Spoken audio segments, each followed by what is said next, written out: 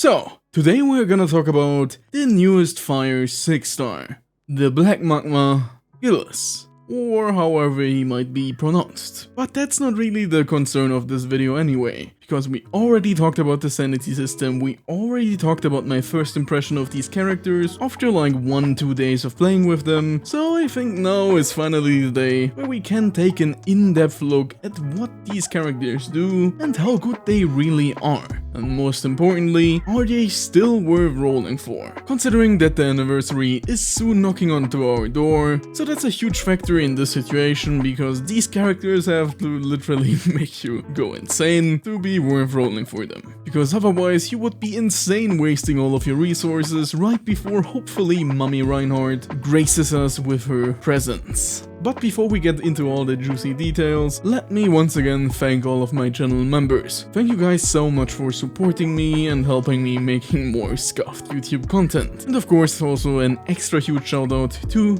the Grand Warlock. Back to our favorite actor from hell. And where should I start? I already told you that he is really good and possibly even more. So did that change? Is he really worth wasting the chance to guaranteed get that anniversary character and throw away some of your precious resources? I think we should probably just revisit the skillset a little bit, so I'm just quickly gonna retell the story of how good this actor performs. So, let's look at his skillset. Giles is a 6-star fire sniper with a decent attack stat and some big HP. But that's not really worth talking about, because the biggest thing about him by far is his active skill, which has a CD of none at all and preemptive strike, making it a very sweet deal, especially when it comes to multiple smaller mobs or just dealing a lot of single target damage, because I would basically call this the 6-star version of Chandra's active. But as you already could guess, instead of having a traditional CD, this just uses your sanity points. And if you have no idea what sanity points are or what the sanity system is, then let me redirect you to this video I made, because I'm not gonna explain it again, or else this video is gonna be like 20 minutes long. So yeah, this skill uses 15 sanity points to deal 3% damage. Those were too many threes, but you get what I mean. And the most important thing here is, it's not like the traditional just cross shape, it's only the adjacent tiles, without the center. That's important, because that means you are not gonna get free hits on 4-tile enemies. So you just have to look out for that, but that's completely fine. Why? Well, you don't really need that additional tile, because this just doubles its damage every time you kill an enemy with it. Which should ring a bell, because yeah, that's basically, like I mentioned earlier, Chandra's active. But in this case, it doesn't get an additional hit, but instead just straight up doubles its damage and also doubles the cost. And speaking of doubling up, there's also the small mechanic that's not gonna come in handy too many times, but it's still nice to have, and that's when you use this skill on himself, you just double the damage anyway. So potentially this can be 333% damage times 2 times 2 times 2 times 2, which obviously means that this skill has a massive damage ceiling. The sky is the limit if there were not the fact that you have limited HP, because when you don't have any sanity points left, then you will use HP, but if you decide to use a healer, which we will get to later, then you can get a bit more out of the skill. But generally, this is there for insane single target damage, and one hidden bonus factor of this active that we do need to talk about is of course the sanity system, because using sanity points is actually a massive upside, at least if you get to below 80, because that's where this hidden boon is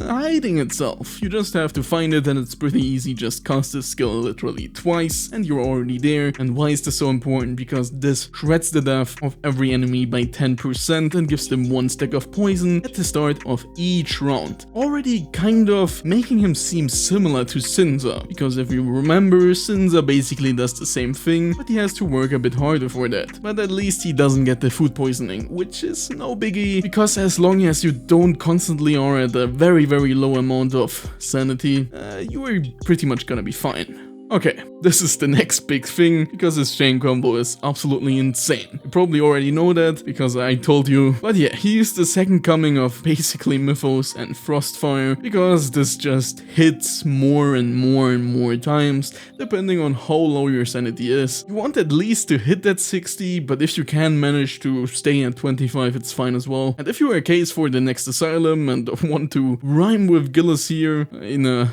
room full of white for the rest of your life, then you can also be constantly insane, because that gives you that third hit, but only if you have a massive wallet as well, because this is hidden behind MBT. So this is really nice to have, but you don't need it. Giles is pretty much a BT0 character, so you basically just need to hit 25 and you're ready to deal massive amounts of damage. You obviously only hit one enemy, which kind of already shows us where he wants to be, and that's in single target boss fights, big single target stages. But yeah, I would generally just bully Gertrude with him. That sounds pretty good if you ask me. But of course that's not all he does, because his equipment, basically it just gives you a damage buff depending on how low your sanity is, up to 40%. And if you have, like I said, pretty deep pockets to just throw some of your money at your favorite actor, you can also give him that 10% on a Mirage kill as well with his BT3. Which is definitely not a bad buy, but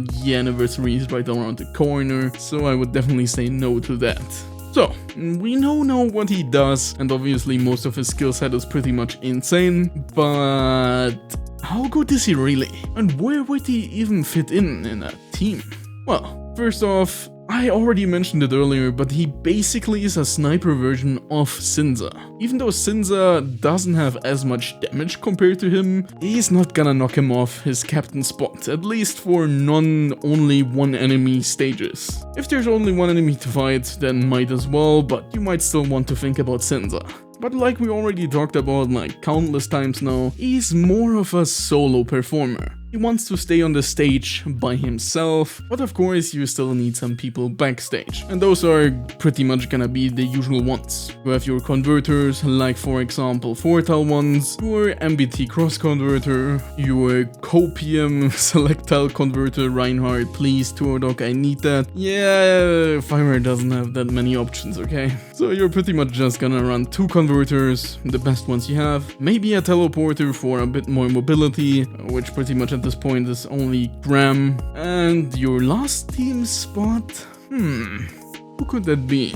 Novio. He's his best friend, okay? He heals, even though there is a healing reduction that you might not even see. It's there, but the most important thing here is Novio doesn't only heal.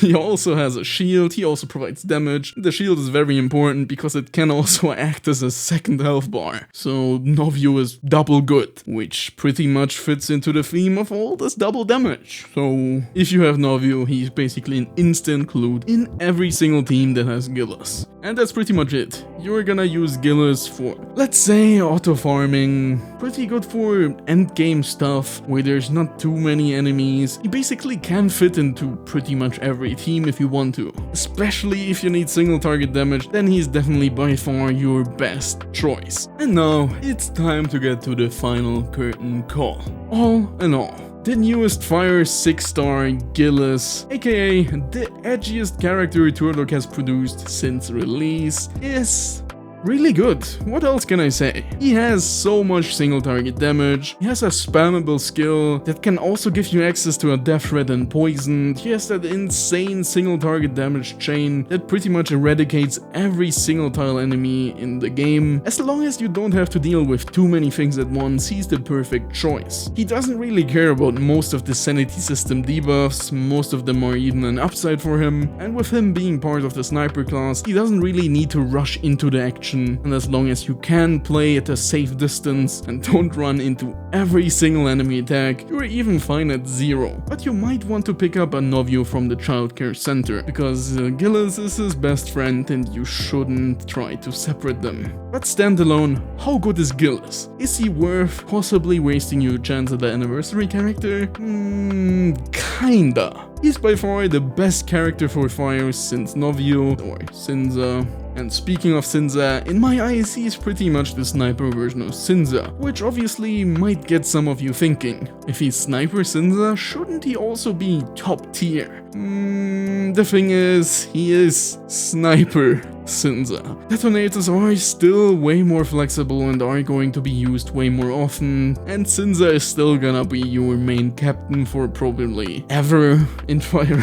But yeah, Giles is good, but he's still a sniper. That's by far the biggest thing that holds him back. So while he is definitely a very insane sniper, he is still a sniper, and those are generally not really must-haves unless they're called Azure. So yeah, my final rating for him is definitely strong. Do you need to get out of your way to get him? If you're a Fire main, probably. Else, honestly, if you're hyped for the anniversary, just say for now. My recommendation still stands, don't go too hard. That was all from me, have a nice day and see you next time.